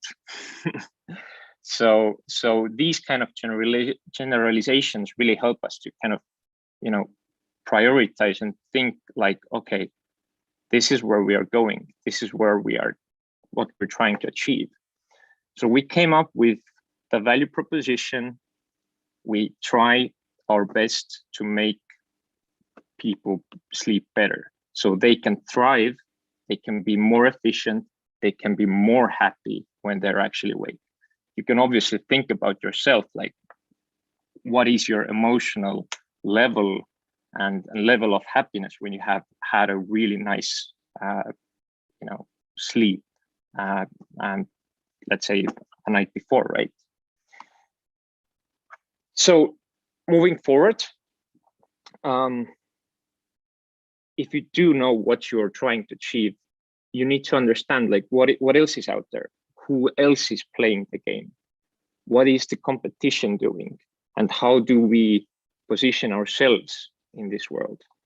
So here's an example. As we probably all know, like if we think about a bedding product, a pillow, a blanket, something that is located in your bedroom, or an app or a tool that might help you to sleep better, there's a bunch of these guys, and there are. But on the other hand, when doing this kind of an exercise, you really understand like, okay, this is what it is. These are the facts. You can also figure out ways how, or like think of different inspirational players on the market who can also give you some direction. And thus being in the middle of these players, I think it's fair for the beginning. So, okay, we now know our value proposition. We now know pretty much about our positioning. What are we actually going to do now? So, as two members of our founding team had a profound experience with bedding products, it kind of made sense that, hey, let's make bedding products. And in the spirit of done is better than perfect, we initiated building and developing our first product, which was a weighted blanket. We did it, we made it sellable, and we actually sold it. And we obviously tested the heck out of it. So it was definitely worth it. And as of now, we have been running Dreams Will brand a little less than a year. We actually initiated the brand in January 2021. I am totally surprised how fast we could grow within different markets and within different segments. So, but that's, I don't want to make this kind of a commercial advertising here, but the core thing is that it's important to really, you know,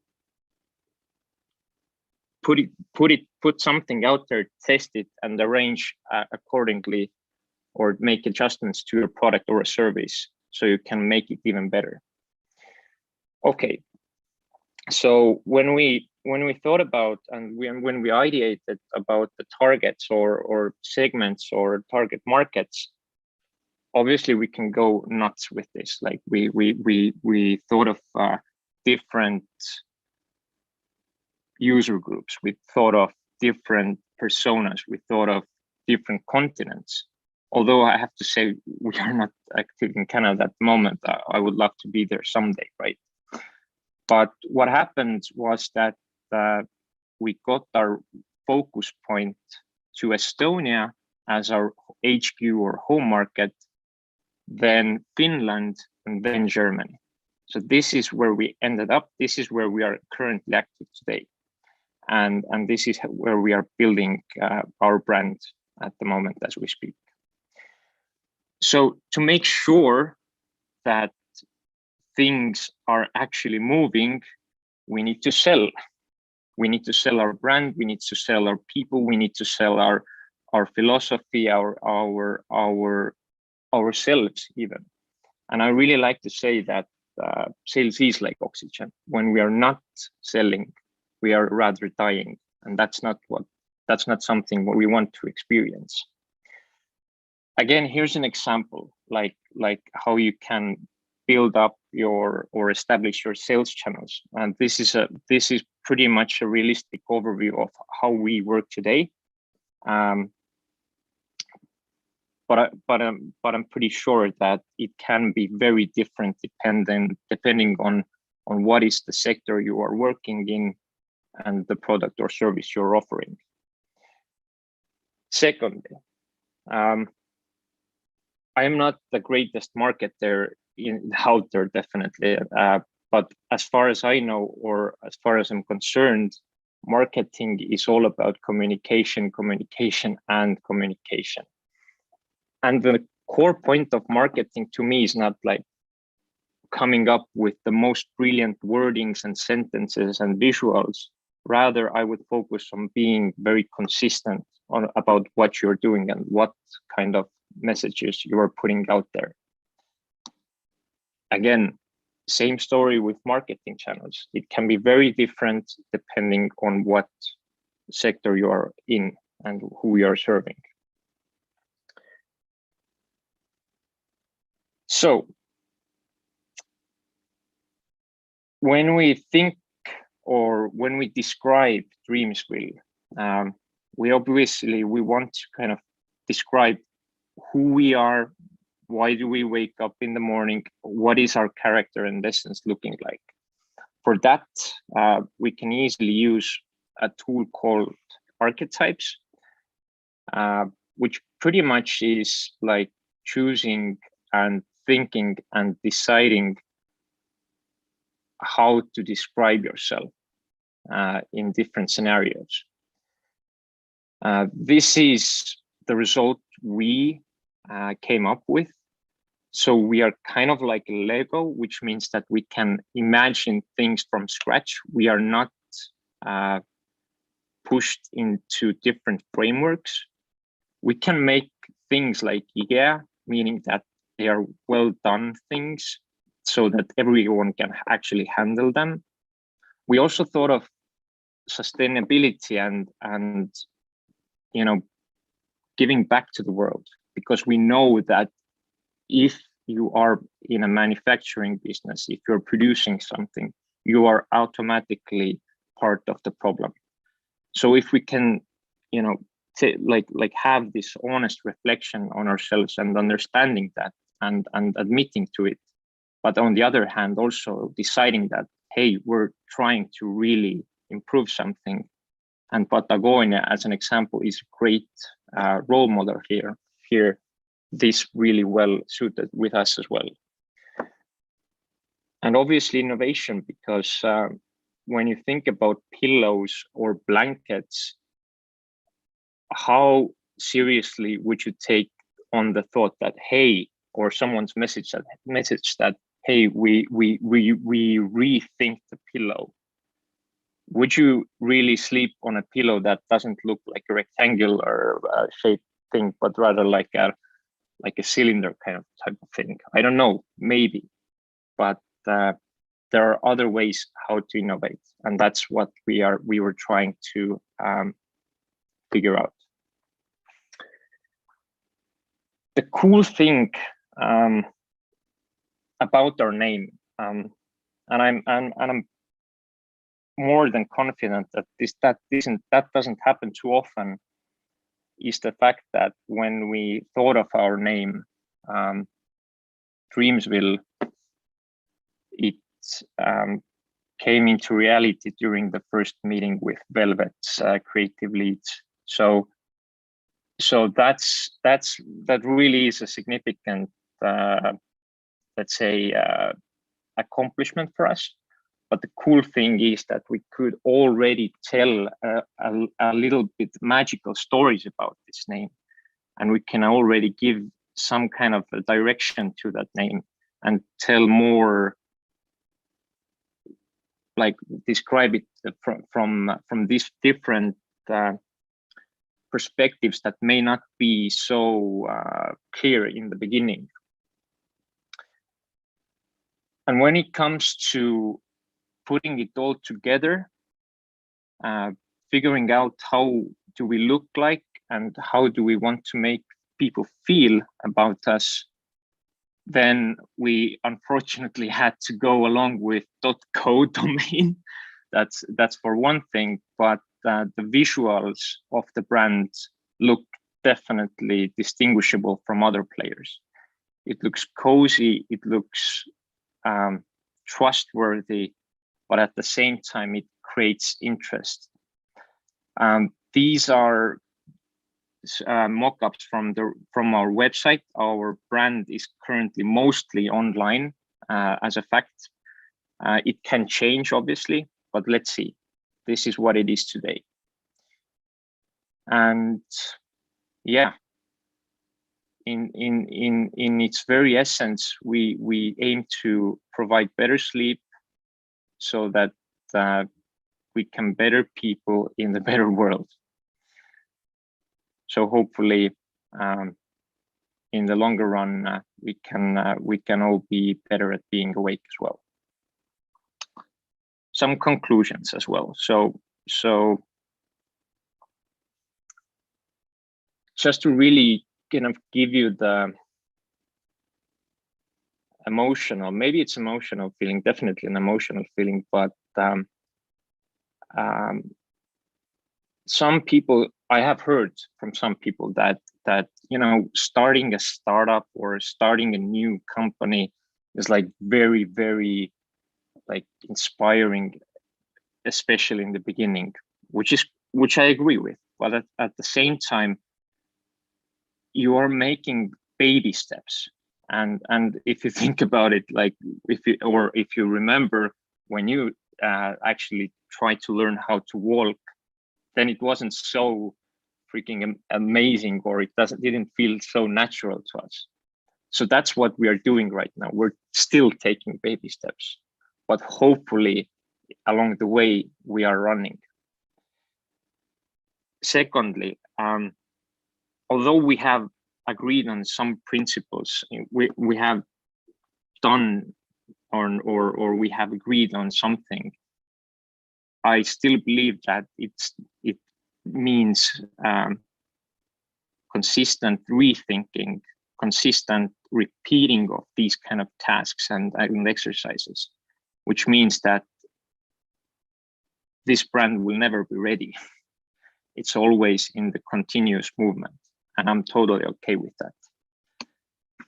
And finally,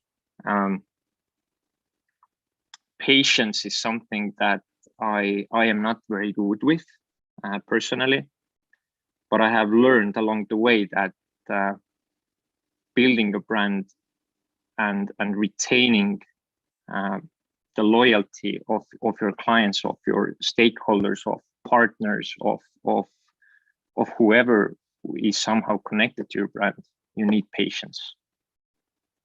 And I hope we all have this in us so we can thrive. Thanks. Thank you. Let me see if we have any questions in the audience. I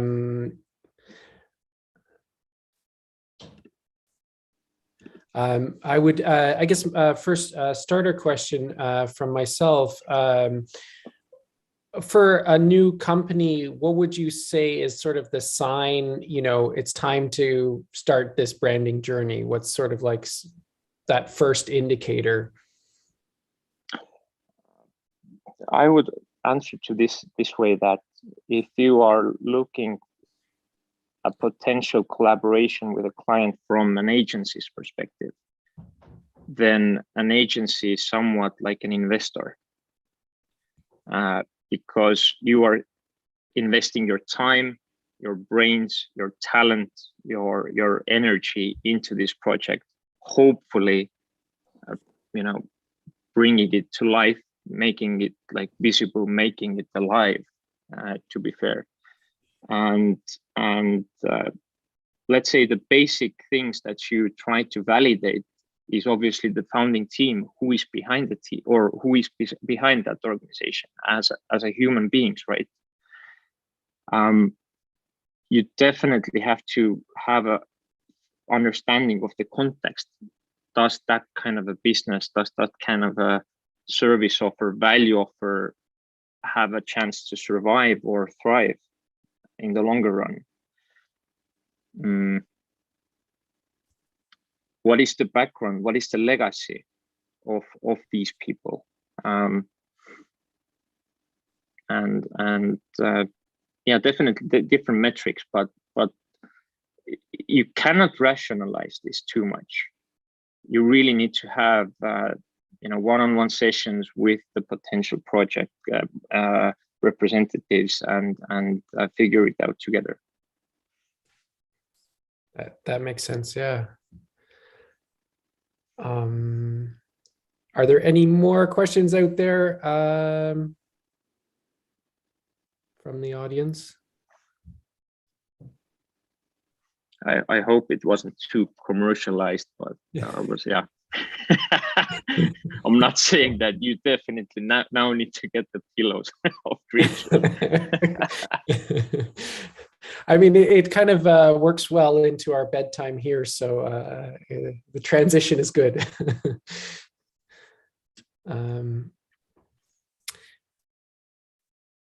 If not, I think what we'll do is we'll do a round maybe of final remarks to our presenters, words of encouragement for getting into this whole design process, you know, branding process. Yeah,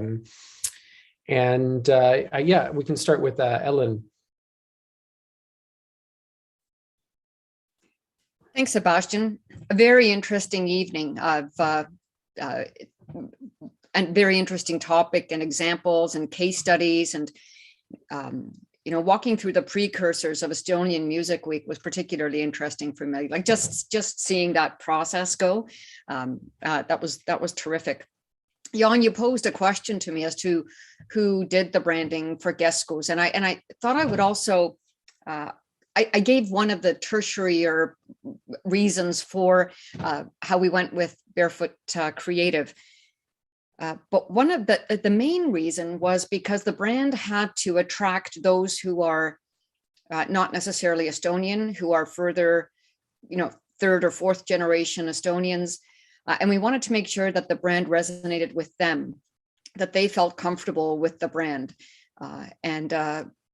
That's kind of the main reason. So I almost have a question of for the Vemmo team as to what you said. Closing remarks, Sebastian. I'm actually asking a question, but what was the impetus for Vemmo to go to Estonia when we're hoping that the people who are here will be coming to the events? just a different way of going about it. But I note that we both of us went outside of our immediate communities to get the branding done. Yeah, probably I have to answer because I was the one asking around, like among my Estonian colleagues, whom they have been using, like going through those rebranding processes and who their partners have been. I thought about like partners here, but I thought that maybe like even for Estonian community, we need some kind of freshness, and it has to come somewhere else. And I thought that Estonia might be the good partner because, you know, they are Estonians, but they are not from here. So it might click, kind of generate some new, I don't know, energy, ideas. And then I asked around my colleagues in Estonia, and one of the suggestions was Velvet. And when I understood that Velvet was the one who was responsible for this Finno-Ugric exhibit at the new Estonian National Museum, then I thought, those are the people I want to talk to. And one thing my colleagues said about Velvet is that they said it in Estonian, neil on hea sotsiaalne nerv, social nerve. And that clicked very much here. And the first time I talked to Kristian, like kind of, like Ottomar said, don't rationalize too much. You have to kind of, it's about the feelings as well.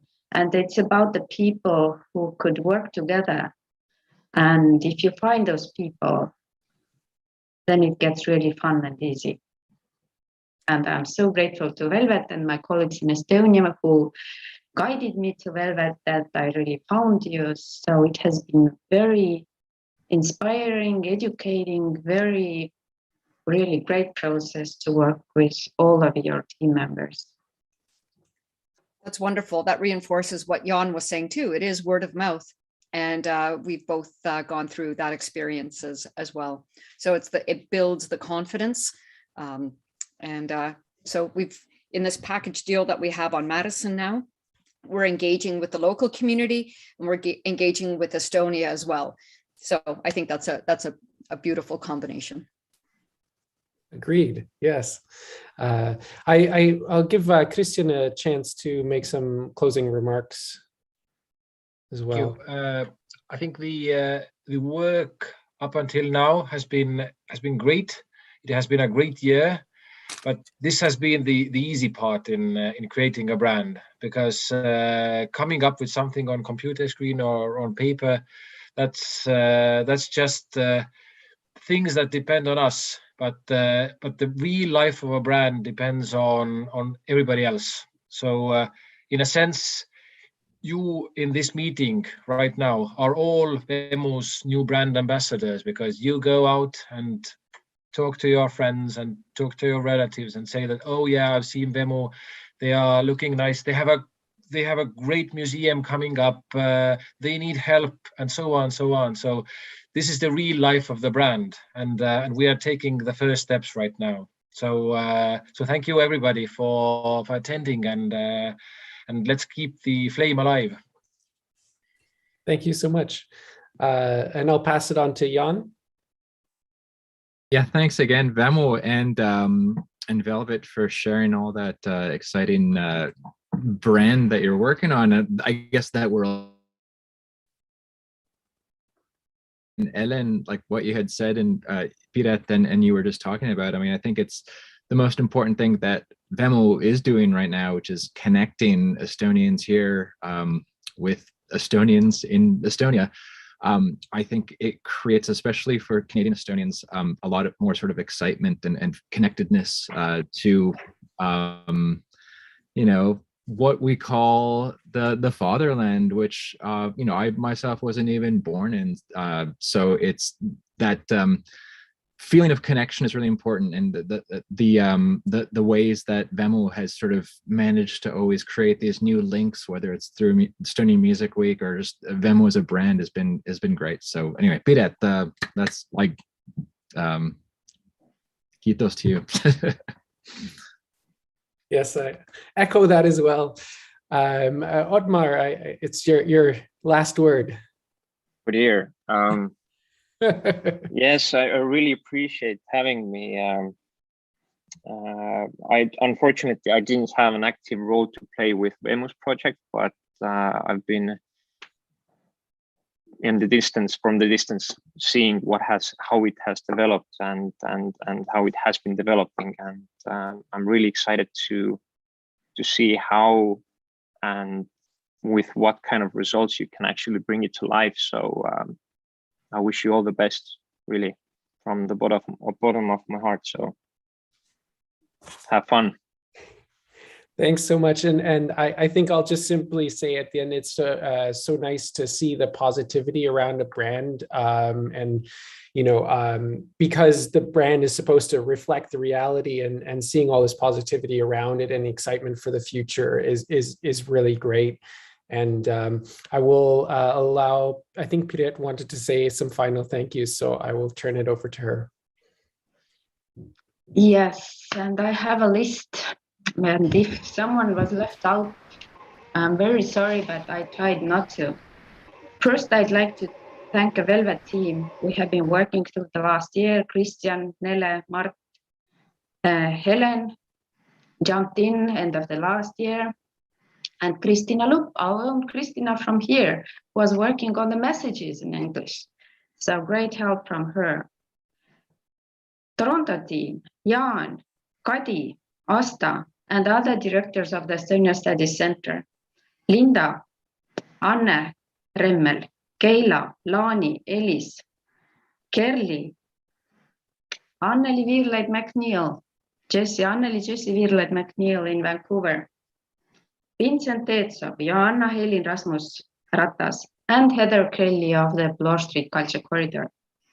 And our lovely models, Heli and Marisan Vanaselja, Ene and Kirke Timmusk, and Heidi Tõnisson. That's the girl you have seen a lot tonight with those fancy sunglasses. And that's a funny story. I need to share that, because Velvet found this photo among Peter Põldre's photos from the last big Songfest in Tallinn. And they wanted to use it, but I had to find out who the girl is. So I asked Peter, and Peter had no idea. There are a million of singers on the stage, so the girl wasn't from here, that was clear. And then I asked the question on Facebook. It took less than 20 minutes, and my niece in Tartu wrote me, "Oh, that's my classmate." So it was so close. Then I found out the girl's father is director of the school where my sister is working in Tartu.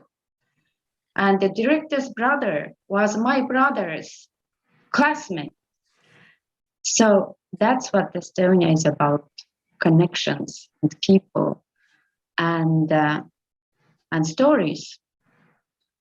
So thank you, Velvet, and everyone who helped to tie it all up into the Vemmo story. Lots of work to be done in the future years, I know, but we have each other. Thank you, Sebastian.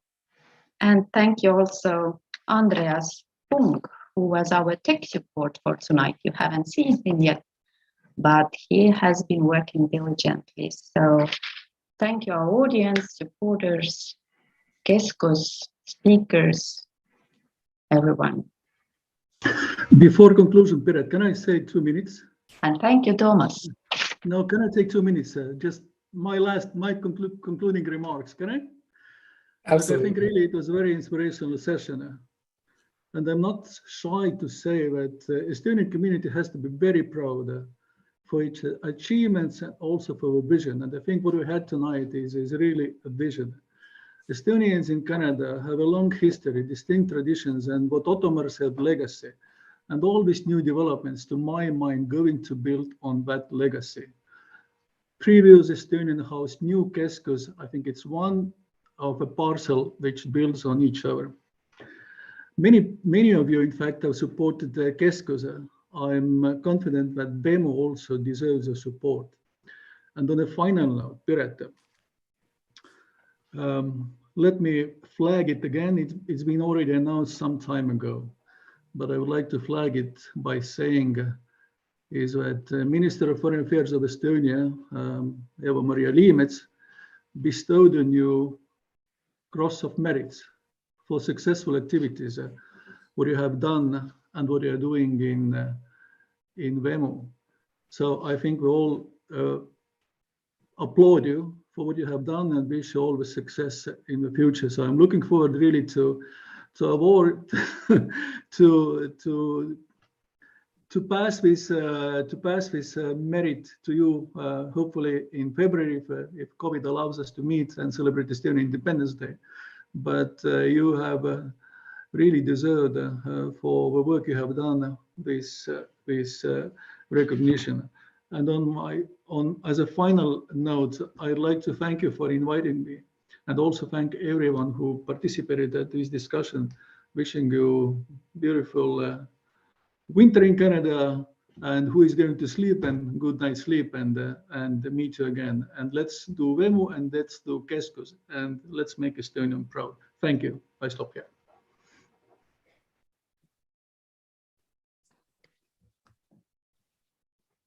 Good night, everyone. Good night. Estonia. Good morning. Good night. Good. Good. Yeah. Nice.